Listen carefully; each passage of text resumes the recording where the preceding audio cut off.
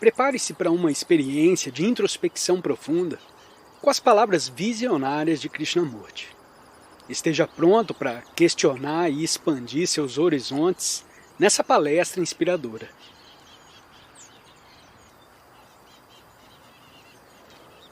É necessário qualquer ideal para compreender o que é? O ideal de não violência vai me ajudar a compreender a violência? Se sou violento e desejo transcender a violência, eu tenho necessidade do ideal da não violência? Por certo, não tenho necessidade dele, não é? Ele é um obstáculo, e positivamente um obstáculo à minha compreensão direta do estado em que me acho, que é a violência. Vemos, pois, que o ideal, o oposto, o exemplo, é um empecilho, uma esquiva à compreensão direta do que é. Se sou violento, não sou capaz de compreender esse estado e transcendê-lo? Só posso me ocupar com ele, só posso compreendê-lo quando não estou a fugir dele, quando não tenho essa fantasia de ideal, quando posso realmente observá-lo, examiná-lo e atuar sobre ele diretamente. Todavia, não desejo atuar sobre ele diretamente, e por isso invento essa coisa maravilhosa chamada o oposto, o ideal, o estado inatingível, visto que não passa de mero adiamento. O problema, portanto, é como transcender, como ultrapassar o que é. E não como alcançar o oposto. Não há oposto. Há os opostos, homem e mulher, que é um fato biológico, mas o oposto criado pela mente não existe. É um ardil muito cômodo, uma cilada da mente para evitar ação direta sobre o que é. Posso transcender aquilo que é, em vez de procurar modificá-lo, procurar transformá-lo numa outra coisa diferente? Sou ávido, violento, e pode essa violência, essa avidez ter um fim? É claro que ela terá um fim quando eu puder examiná-la e ficar perfeitamente cônscio de todo o seu alcance social e psicológico. Entretanto, só posso examiná-la quando não há fuga ao que é, o que nenhum de nós deseja. E aí é que reside a dificuldade. Nos falta honestidade bastante para reconhecer que nós somos o que somos e fazer então o que for necessário. Saber que eu sou mentiroso, que eu sou ávido, já é o começo da libertação da avidez e da mentira. Mas para reconhecer isso, requer-se uma certa honestidade. E como não somos honestos no nosso pensar, nas nossas relações, em quase tudo o que fazemos, somos incapazes de enfrentar o que é. Nessa questão está, pois, implicada uma outra questão, que é a de enxergar a verdade no falso. Isso é, perceber a verdade da falsidade do ideal. E no momento em que a pessoa é capaz de perceber a verdade no falso, está ao mesmo tempo apta para perceber o verdadeiro como verdadeiro. É essa veracidade, o reconhecimento de que é ávido, de que é violento, o percebimento do que é como um fato, sem disfarce algum, que traz a libertação desse estado, e não o desejo de ser o oposto. O impulso sexual vai desaparecer se não lhe dermos um nome? Resposta: Eu acho que essa pergunta requer uma considerável explanação. Ela foi, ao que parece, provocada pelo que discutimos ontem à noite. O processo de dar nome à designação constitui um problema muito complexo, que precisamos examinar com muito cuidado e exatidão. Precisamos compreender o processo da consciência. Lamento que essa pergunta, embora formulada de maneira muito simples, encerre tanta coisa. E se eu a responder muito direta e concisamente, aqueles que não assistiram à discussão de ontem estão arriscados a me compreender mal. Me cabe, portanto, entrar na questão com muito cuidado, revelando todo o seu conteúdo. Pois bem, o que entendemos por consciência? Essa não é uma pergunta sem cabimento, pois está em relação direta com o problema. O que entendemos por consciência? A consciência, sem dúvida, é desafio e reação, e, portanto, experiência. Tal é o começo da consciência. Desafio, reação e experiência. A experiência recebe um nome, uma designação. Lhe colocamos um rótulo agradável ou desagradável e em seguida ela é registrada, basicamente guardada na mente. A consciência, pois, é um processo de experimentar, dar nome e registrar. Embora complexa, ela é muito simples. Por favor, não a complique desnecessariamente. Sem esses três processos, que na realidade constituem um processo unitário, o experimentar, dar nome ou designar, registrar, classificar, armazenar, a experiência na memória, sem esse processo não existe consciência. Esse processo está em constante funcionamento, em níveis diferentes, sendo instantâneo. E isso é o que se chama consciência. A canção é repetida em diferentes estados emocionais, com temas diferentes, profundamente. Isso é, nas camadas profundas do inconsciente ou superficialmente, a superfície da consciência, na nossa vida de cada dia. Mas é sempre o mesmo processo de desafio e reação, experiência, denominação e registro na memória. Esse é o tema. Esse é o disco que está tocando. Ora, o que aconteceria se o processo intermediário, que é o de dar nome ou designação, não se realizasse? Isso é, se o processo intermediário fosse eliminado.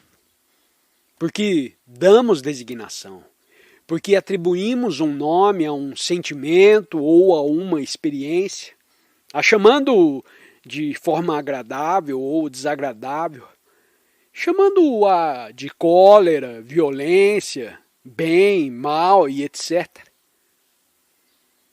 Por que damos nome a uma experiência?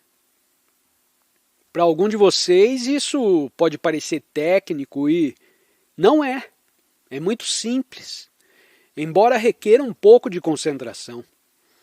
Estamos quase todos habituados a ouvir conferências políticas, habituados a que nos digam o que fazer ou o que pensar, e pode nos parecer difícil acompanhar passo a passo, com calma, um pensamento dessa natureza. Mas como não se trata de uma conferência política, temos de nos concentrar um pouco. Assim, a consciência é um processo de experimentar, dar nome e registrar. E por que razão damos nome a uma experiência, a um sentimento?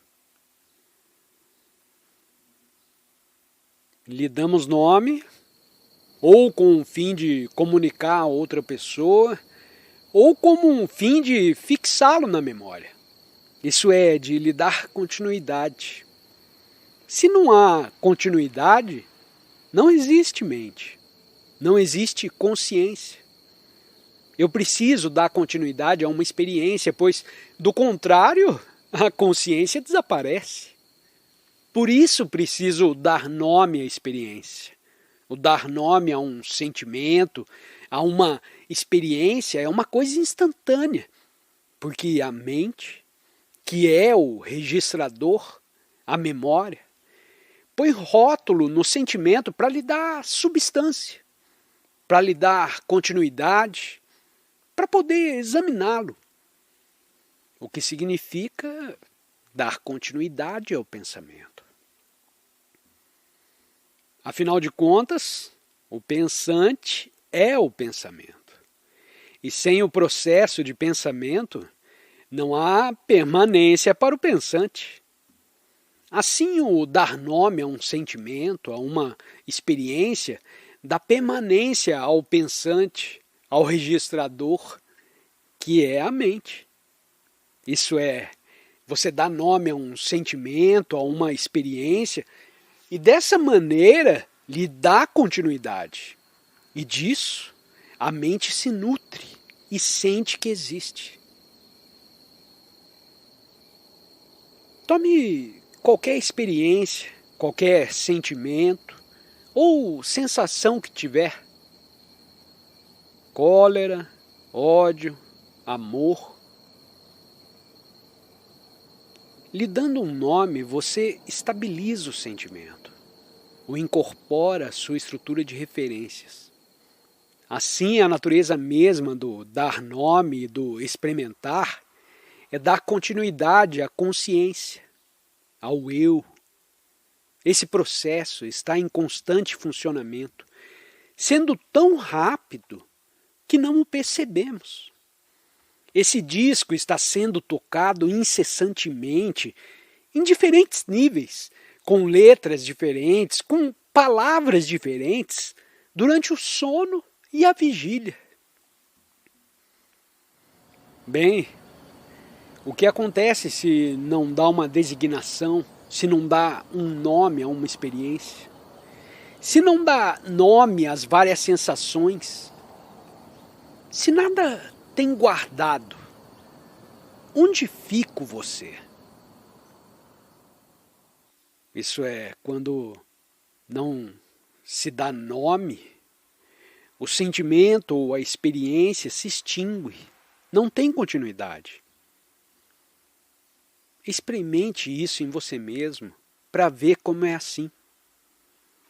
Se tem um sentimento nacionalista muito forte, o que acontece?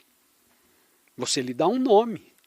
Surge o pensamento do idealismo, o amor, a minha pátria. Quer dizer, você lhe dá um nome e com isso lhe dá continuidade. É muito difícil deixar de denominar porque o processo de dar nome é automático, é instantâneo. Mas suponhamos que não desse um nome a um sentimento. O que acontece a esse sentimento? Certamente o registrador não pode se identificar com esse sentimento. Não lhe dá substância, não lhe dá força, não lhe dá vitalidade. Por isso o sentimento se extingue. A primeira vez que senti a sensação que chama irritação, não lhe dê nome. Não diga, droga, eu estou irritado. Não designe a sensação por um termo e veja o que acontece. Você verá ver acontecer uma coisa extraordinária. A mente se perturba porque lhe desagrada se vê em um estado de incerteza. A perturbação torna-se então mais importante do que o sentimento. E o sentimento é esquecido e a perturbação fica. Mas a mente não gosta de estar perturbada, perplexa. Portanto, ela exige segurança. E busca a segurança, a certeza no seu registro. na memória, com o que fortalece o registrador. É uma coisa verdadeiramente fascinante observar o processo de nossa própria consciência. Mas nada disso se aprende num livro. Nenhum livro pode te ensinar, e o que um livro ensina não vale a pena aprender. Só se pode repetir o que um livro ensina. Mas se você experimenta e descobre por você mesmo, então você é ao mesmo tempo mestre e discípulo. E não necessita mais de gurus, nem de livros, nem de nada. Nem de grupos para ficar trocando figurinha. Sabe então como atacar o problema. Como atacar qualquer problema que surge por você mesmo. Sendo ao mesmo tempo mestre e discípulo, você conhece o modo como funciona a sua própria consciência. Descobre que quando não dá nome a uma sensação, esse sentimento, essa sensação se extingue. Assim você é capaz de dizer: aprendi um ótimo truque. Já sei o que fazer com os sentimentos desagradáveis. Como lhes pôr um fim rapidamente. Não lhes darei nome. Mas você faria a mesma coisa com relação aos sentimentos agradáveis? Me parece que não. Porquanto deseja que os sentimentos agradáveis continuem. Deseja dar substância aos sentimentos agradáveis. Deseja conservá-los. Por essa razão, continua a dar nome aos mesmos. Mas isso de nada adianta. Pois no momento em que dá nome, em que aplica um termo a um sentimento que acha agradável, está inevitavelmente criando o oposto. E, portanto, terá sempre o conflito dos opostos. Mas, se não dá nome, se não rotula uma sensação, quer seja agradável, quer seja desagradável, tanto uma como a outra se desvanecerão. E, portanto, o pensante, que é o criador dos opostos, se extingue. Só então saberemos o que é amor, porque amor não é sensação. Você pode lhe dar nome, mas quando o denomina, está designando a sensação do amor, que não é o amor. Quando você ama alguém, o que acontece? Quando pensa em alguém, o que acontece? Está na realidade ocupado com a sensação de tal pessoa. Está interessado nessa sensação. E quanto mais importância você atribui à sensação, tanto menos amor existe.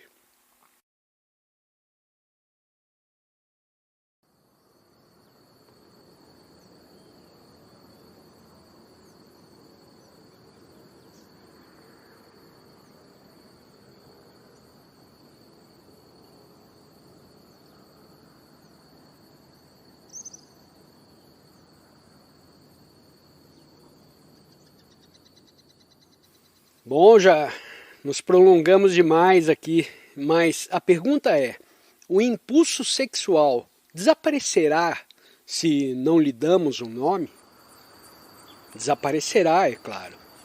Mas se não compreender todo o processo da consciência, como expliquei muito cuidadosamente, o simples fato de pôr fim a um determinado impulso, agradável ou desagradável, não faz surgir aquela qualidade eterna do amor. Sem amor, o simples fato de pôr fim a um impulso não tem nenhum significado, pois isso te tornará tão árido como o idealista, cujas paixões são mantidas debaixo do mais rigoroso controle. Porque se não compreende todo o processo da consciência, as paixões estarão sempre presentes, ainda que não lhes dê nomes. A compreensão de todo o processo é muito difícil. Você pode ter compreendido as expressões verbais do que acabo de explicar, mas o seu significado vivo, o seu significado íntimo, você só pode compreender pela experimentação. Como já tive ocasião de dizer, quando há amor, há castidade. O homem, o idealista, que deseja ser casto, que deseja ser desapaixonado, esse homem nunca conhecerá o amor, porque só lhe interessa se tornar alguma coisa, o que representa uma outra forma de egoísmo. Está empenhado unicamente nessa luta por atingir, alcançar o seu ideal, que é inexistente. Por isso esse homem tem um coração vazio, e esse coração vazio, ele enche com as coisas da mente. E como pode ele conhecer o amor com o coração impregnado de ideal, que é uma coisa feita pela mente? Constitui, pois, um problema muito complexo e sutil essa questão de dar designação, de dar nome. Mas você a compreende se experimentar. Há riquezas extraordinárias. Há uma profundidade extraordinária na compreensão desse processo de dar nome a um sentimento, a uma sensação. Uma vez que tenha aberto as suas portas, descobrirá tesouros imensos, mas para descobrir, necessitamos de liberdade para experimentar. E a liberdade vem com a virtude. Não nos tornarmos virtuosos, mas nos sermos virtuosos.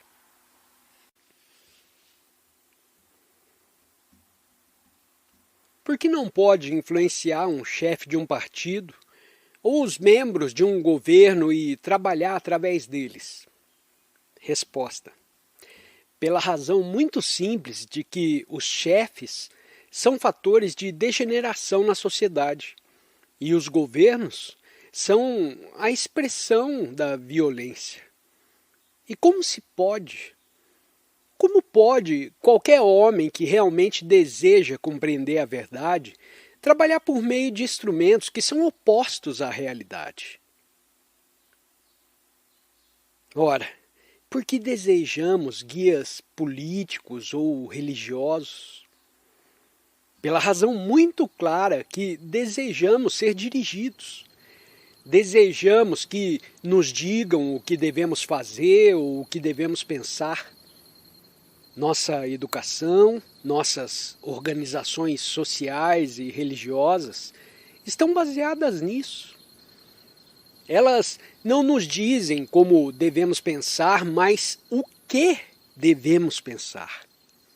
Em tais condições, naturalmente, você tem necessidade de guias, de chefes, porque está confuso, porque está a se desintegrar, porque sofre e não sabe o que fazer.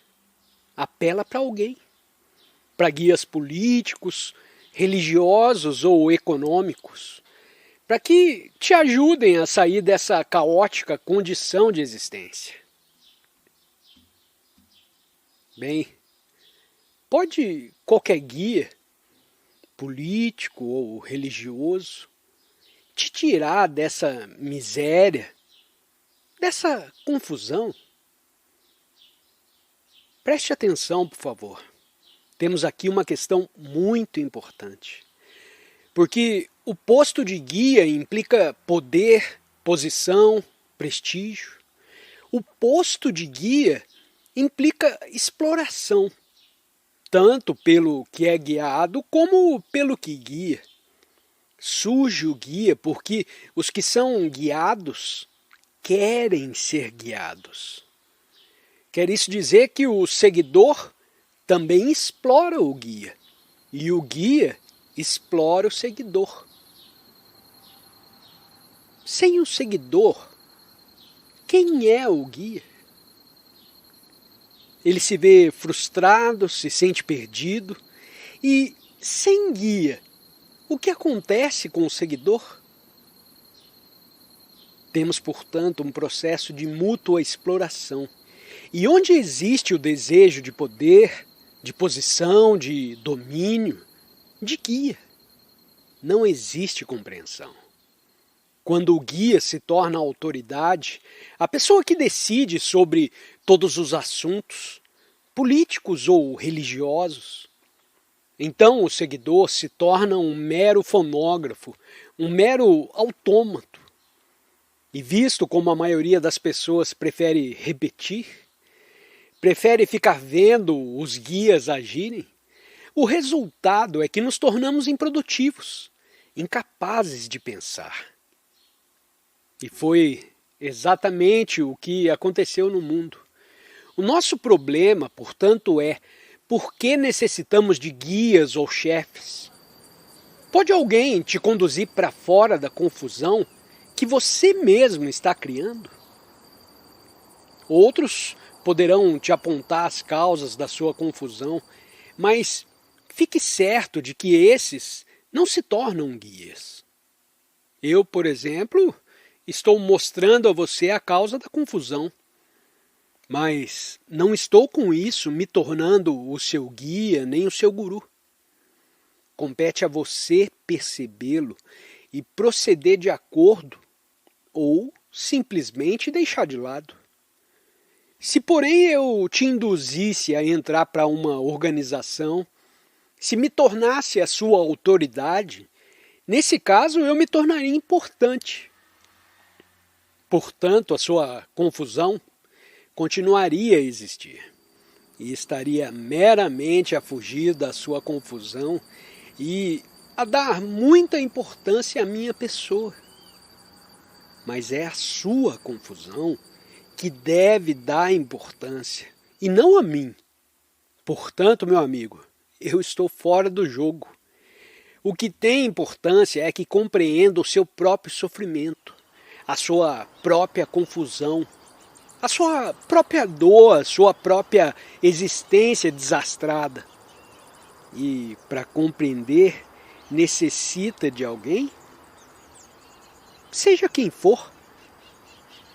O que precisa é observar com precisão, com clareza, com olhos não cheios de preconceito. E isso deve fazer por você mesmo.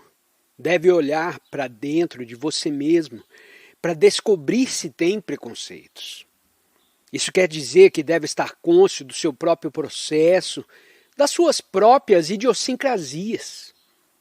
Como em geral não estamos dispostos a descobrir a nós mesmos e a examinar o processo do autoconhecimento, procuramos um guia.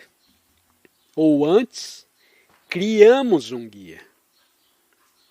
O guia se torna assim importante porque nos ajuda a fugir de nós mesmos. O guia pode ser adorado, pode ser guardado numa gaiola, e dele se pode murmurar. O guia, portanto, é na verdade um fator degenerativo.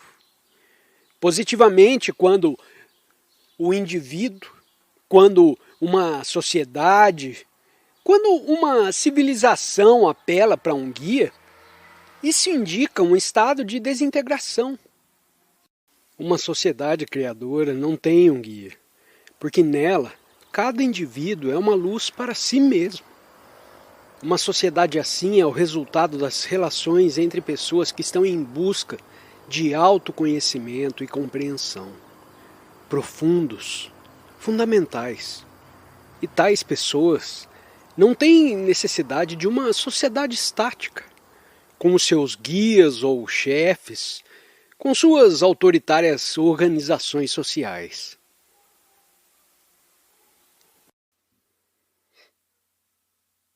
Para continuar a sua busca por conhecimento, clique em um dos 2 vídeos sugeridos na tela.